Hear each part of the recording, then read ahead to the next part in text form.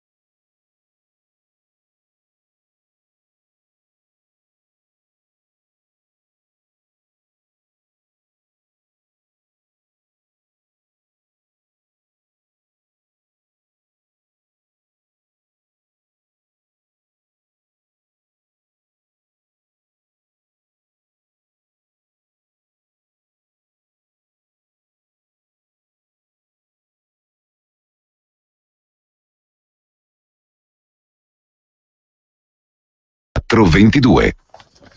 E andiamo alla prima pagina della Stampa di Torino, la grande foto in taglio centrale, un giovane ghanese con la bandiera americana, il presidente degli Stati Uniti Obama porta l'Africa alla Casa Bianca, un maxi summit a Washington con 50 leader, sul tavolo l'epidemia Ebola e la strategia anti-Cina. La campagna africana e viceversa di Obama è Ebola e la sfida cinese, Obama inaugura il maxi vertice africano. L'allerta epidemia, la sicurezza e accordi milionari in Africa per contrastare l'influenza della Cina che si è espansa tantissimo in Africa. Nel frattempo il Papa riabilita, Francesco, il prete sandinista perché si è ravveduto. Sospeso a divinis da 30 anni, una lettera al pontefice, vorrei celebrare messa prima di morire, e il Papa lo ha accontentato. Francesco riapre la chiesa al prete rivoluzionario, ex sandinista. Fu sospeso nel 1983, Papa Wojtyla visitò il Nicaragua, incontrò Daniel Ortega e ammonì i preti sandinisti per il loro coinvolgimento in politica. Padre Descoto, Miguel Descoto, ministro degli esteri, incorse nella pena canonica e fu sospeso dal sacerdozio. Francesco ha revocato la sospensione a divinis a padre Descoto perché è un uomo cambiato. Così in curia spiegano la decisione del Papa, che ha riabilitato, per così dire, il teologo della liberazione, Miguel Descoto, che nel 79 contribuì a rovesciare la dittatura di Somoza in Nicaragua, facendo parte del governo Ortega dal 79 al 90. Enrico del Covolo, rettore dell'Università Lateranense, il vescovo Enrico del Covolo, spiega che quella del Papa è misericordia e non una scelta di valore politico, mentre sempre dalla prima pagina della Stampa restano senza voli 25.000 turisti russi, sono gli effetti delle sanzioni dell'Unione Europea contro la Russia, fallimenti a catena dei tour operator, le agenzie turistiche non pagano, i clienti bloccati negli aeroporti, racconta la Stampa. Anna Zafiesova, a pagina 1 e pagina 12. Le sanzioni europee inchiodano i turisti russi in vacanza. Fallisce l'agenzia Labyrinth, 25.000 abbandonati all'estero. Default a catena, rublo in picchiata, compagnie punite per i voli in Crimea. Complimenti. E sempre dalla prima pagina della Stampa, avviso del fisco: caro signore, lei nel 2013 ha speso troppo, sono in arrivo 75.000 lettere per presunte incongruenze. Poi lo vediamo un pochino meglio. Pierangelo Sapegno si occupa invece dei peccati nascosti di Saluzzo, che, come ha detto una cronista del TG Come, tutti sanno, è in provincia di Torino, bravi, no, Cuneo. Tutti sanno che Saluzzo è Cuneo. Al TG Com. 24. I peccati di due professori accusati dello stesso reato. Atti sessuali su minori a 1 anno di distanza l'uno dall'altro. Sono l'oggetto del reportage di Sapegno da Saluzzo. La provincia più cattolica d'Italia, scrive il cronista della Stampa. Quello dell'anno scorso si chiamava Walter Giordano, questo Fabrizio Pellegrino, scrive. Con molto rispetto per i soggetti coinvolti, il cronista della Stampa. I peccati del professore, tutto scuola, arte e cultura, accusato di abusi sui minori. Sono un uomo finito, dice. Coro di solidarietà, ma c'è chi dice era noto, doveva succedere. Le indagini condotte dalla Procura di Torino, coinvolti diversi studenti.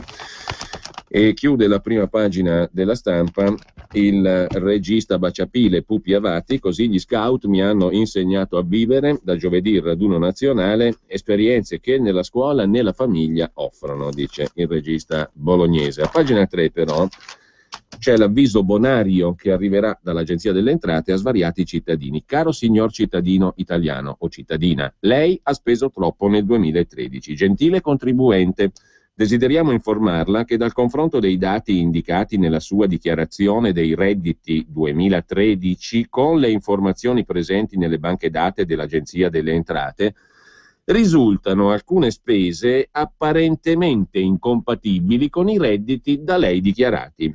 La lettera rischia di mandare di traverso le ferie a 75.000 contribuenti che avrebbero speso nel periodo di imposta 2012 più di quanto guadagnato. Una missiva a puro scopo informativo, specifica l'Agenzia delle Entrate, il mittente, che in assenza di correttivi nella denuncia dei redditi 2013, ancora possibili fino al 30 settembre, potrebbe attivare però il temuto redditometro.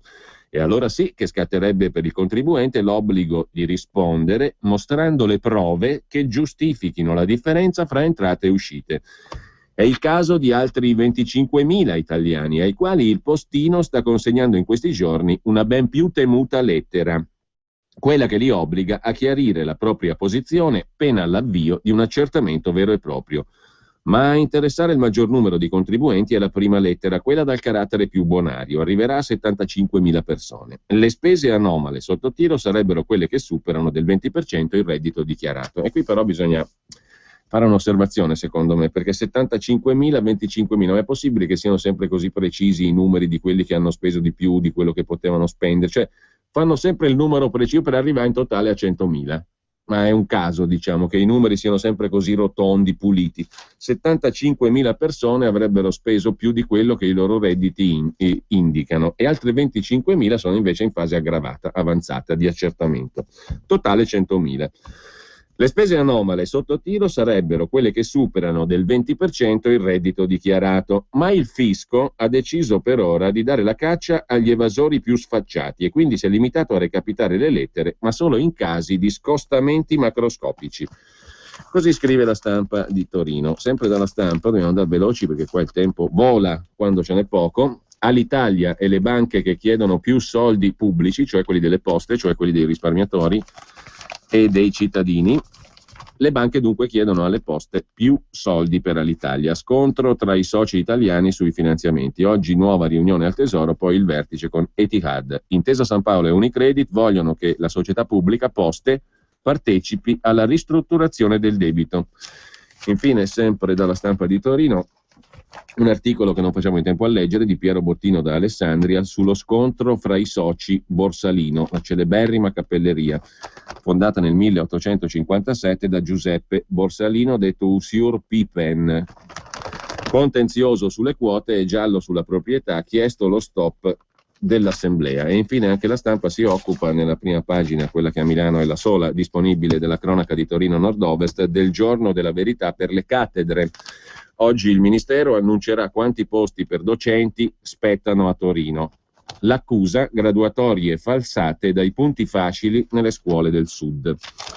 Repubblica apre con la bella notizia dell'Italia a crescita economica zero. Questo è un bel numero, tondo, zero, stop sulle pensioni, rivolta in Parlamento. Tensione fra Premier e Tesoro, ma Renzi promette, Sherazad, troveremo i fondi. Fronda nel PD e il Presidente della Commissione Bilancio Boccia dice il governo risolva il problema, non lui che l'ha creato.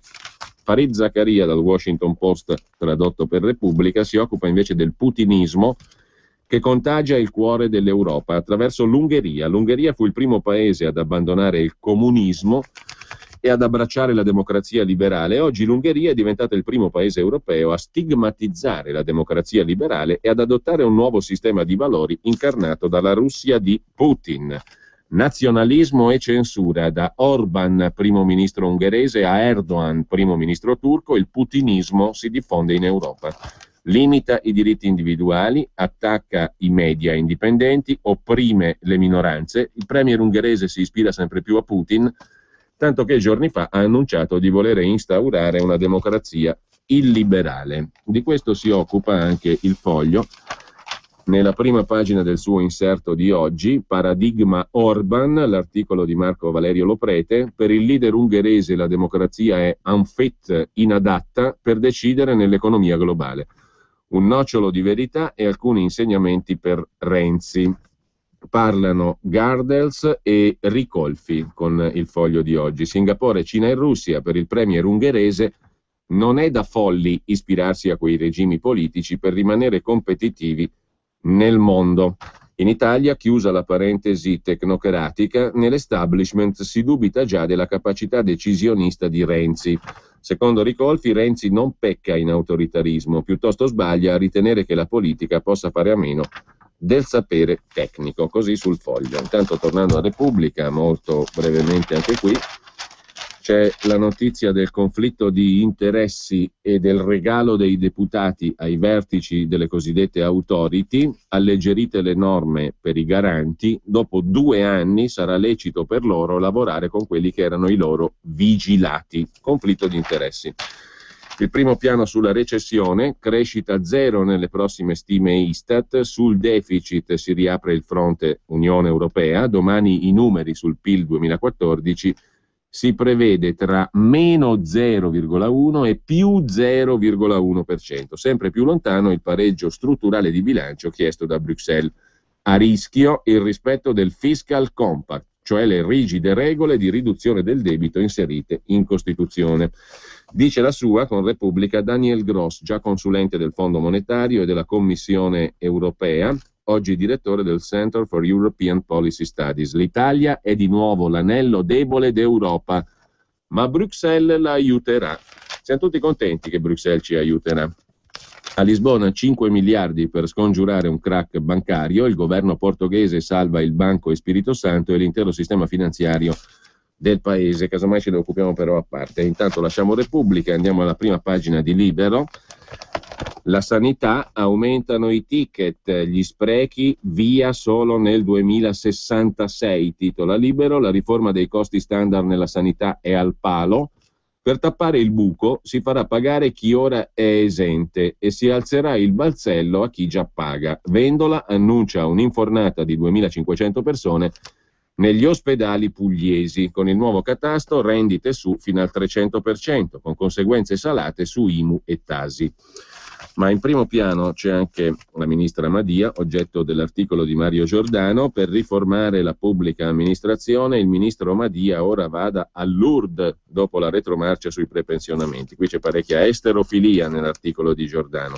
Per rilanciare il Made in Italy a Loreto deve andare la ministra Madia più propriamente. Carlo Cambi invece si occupa degli sciacalli che dicono che la bomba d'acqua è colpa del Prosecco. Siamo al piove Prosecco ladro, che non è certo il più consono dei modi per onorare le 4 vittime spazzate via, scrive Carlo Cambi in prima pagina su Libero, da una valanga di acqua e fango sabato sera al Molinetto della Croda a Refrontolo, Treviso. Attorno a quei poveri morti, 8 feriti, di cui ancora 2 gravi, si è accesa una polemica che ha dell'assurdo. Non è certo colpa del Prosecco se in Veneto la pioggia uccide. I soliti sciacalli accusano i vigneti di aver sottratto terreno ai boschi. Il governatore Zaia difende le aziende, non c'entrano. E il ministro dice fondi bloccati per colpa del patto di stabilità europeo. Ma sempre da Libero c'è anche l'imam che grida ebrei a morte. Accade in Italia, proprio in Veneto. Un video svela come si prega nelle moschee italiane. Allah, contali e uccidili tutti. Il sermone contro gli ebrei dell'imam di San Donà di Piave. Il discorso in un video ripreso nella moschea del paese in provincia di Venezia. Il presidente della comunità islamica dice io non c'ero, ma quell'uomo ha detto una cosa normale. Gli ebrei devono morire, tutti fino all'ultimo, senza risparmiare uno solo di loro.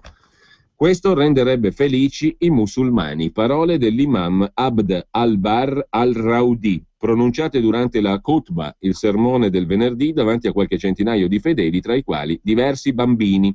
Nessuno dei presenti ovviamente si indigna, qualcuno annuisce, tutti sembrano accogliere quelle parole come le più normali al mondo. Dove siamo? In una madrasa dell'Afghanistan? In un tempio islamico del Pakistan? No, in una delle tante moschee dell'Italistan, quella di San Donà di Piave in provincia di Venezia, scrive Fausto Carioti su Libero. Sempre poi da Libero, Renzi aiuterà la vedova, segnalata dal quotidiano Libero, lo racconta Alessandro Dell'Orto a pagina 7. Alla vedova con 5 figli Renzi ha detto mi dia un mese di tempo che le risolvo tutto io. La signora Monica ha perso marito e primogenito, ma per il fisco lei e i suoi ragazzi non sono famiglia, niente esenzioni. Dopo aver letto la sua storia su Libero, lo staff del Premier le scrive da settembre potremo avere la soluzione.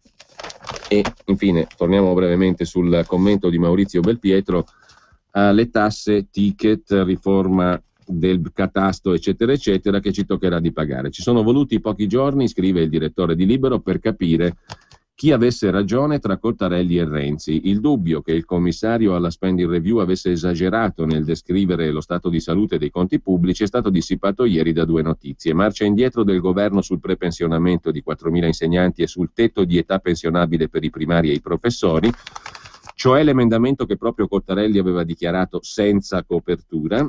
E poi l'altra questione, quella chiedo scusa, e poi l'altro provvedimento, quello appunto del decreto competitività. Aveva ragione Cottarelli, l'incredibile retromarcia sulla pubblica amministrazione e i piani su casa e sanità svelano che Mr. Forbici non sbagliava. Se non tagli, la strada per trovare i soldi è tassare chi dichiara senza fare il furbo. Vendola però non bada a spese, ora 2.563 nuove assunzioni nelle ASL di Puglia. Una mossa elettorale, scrive Libero. Per consolarci aumentano i ticket sanitari per tappare i buchi delle regioni in crisi, in deficit sanitario. Nelle pieghe del nuovo patto per la salute una stangata sulle prestazioni. Entro Natale la platea delle esenzioni sarà ridotta e i redditi medi pagheranno di più.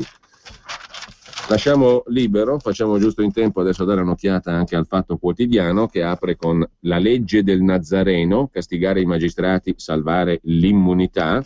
Il Senato si tiene il salvacondotto e arrivano le linee guida a responsabilità civile dei magistrati. Rivalsa fino a metà dello stipendio, l'Associazione Nazionale Magistrati dice inaccettabile. Guapparia è il titolo invece dell'articolo di Marco Travaglio, che qualcuno può interpretare come autocritica sulla linea del Fatto Quotidiano. Non è così, si parla di Renzi, ha stravinto in pochi giorni la prima battaglia sulla riforma del Senato. Per vincere la guerra deve sperare che la sua legge passi senza modifiche alla Camera e dopo 3 mesi di pausa di nuovo al Senato e alla Camera. La doppia lettura. Dopodiché, se non avrà raggiunto i 2/3, i cittadini voteranno il referendum confermativo, che non è, come credono Renzi e la Boschi, una gentile concessione del governo, ma un diritto previsto da quel che resta della Costituzione. La riforma, stando ai sondaggi, interessa non al 40,8%, ma al 3% degli italiani. In 20 giorni ha raccolto il no di 210.000 amici del Fatto Quotidiano. Contento lui. In politica però non basta vincere, scrive Travaglio, bisogna saper vincere, impresa più ardua del saper perdere, e Renzi, con l'intervista di ieri a Repubblica, dimostra di non saper vincere. Anziché riconoscere l'onore delle armi agli avversari, fra i quali alcuni fra i migliori intellettuali e costituzionalisti, ha continuato a insultarli con un linguaggio guappesco, a metà strada fra il bar sport e la curva sud, e anche minaccioso. A proposito di Renzi, Giorgio Meletti si occupa di qualcosa che si sblocca. Ho Firenze nel cuore, l'aeroporto del Premier con 280 milioni di euro. Renzi trova i soldi per l'aeroporto di Firenze che, quello sì, cambia verso, scrive il Fatto. La nuova pista entra nella lista delle opere finanziate, intanto viene ruotata per mandare il rumore verso Prato. Sulla questione dell'aeroporto, il presidente della società è Marco Carrai, quello che pagava l'affitto a Renzi, e stringe i tempi sul piano di sviluppo per arrivare in tempo alla finanziaria, alla legge di stabilità. Il governatore toscano Rossi ha approvato per Firenze-Pereto l'aeroporto una nuova pista da 2000 metri, ma per gli amici del Premier è troppo corta. Vediamo anche la prima pagina del giornale. Basta tasse, nuovo agguato alla casa, la riforma del catasto nasconde una stangata bis e allarme dei proprietari. L'intervento è di Corrado Sforza Fogliani, autore dell'editoriale e presidente di Confedilizia. La casa potrebbe tornare nel mirino. La riforma del catasto ha iniziato l'iter parlamentare.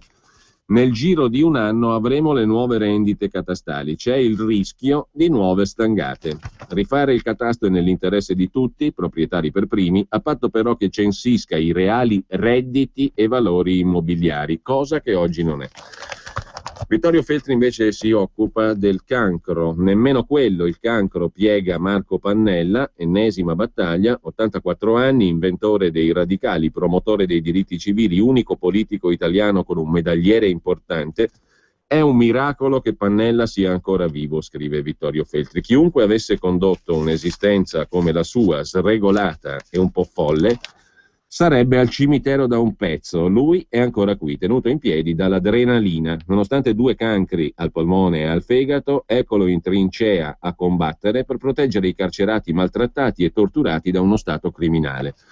Il leader radicale è un esempio di astuzia politica e di generosità. Per questo facciamo tutti il tifo per lui, scrive Vittorio Feltri. E infine, Roma mette all'asta le tombe, ora la morte diventa lotta di classe. Per un posto al Verano, il cimitero dei VIP, racconta il giornale. I loculi del cimitero del Verano andranno al miglior offerente. Naturalmente in vita, chiaramente si tiene l'asta, mentre l'aspirante è in vita. Così la sepoltura è l'ultima selezione. Chi paga per quella VIP spera di essere ricordato più a lungo. Urge lettura di A Livella di Totò.